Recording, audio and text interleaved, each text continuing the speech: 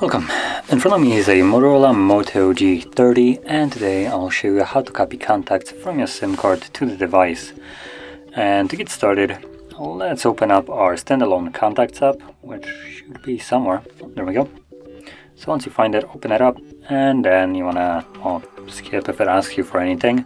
Tap on the three bars, go to settings, where you should see an import option. So as you can see, it's right at the bottom. From here, select that you want to import from SIM card, and you should see all your contacts on that SIM card selected by default, assuming they are not already on your phone.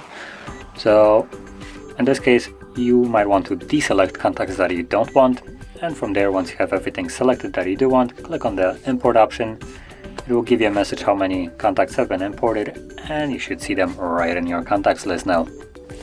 So if you found this very helpful, don't forget to hit like, subscribe, and thanks for watching.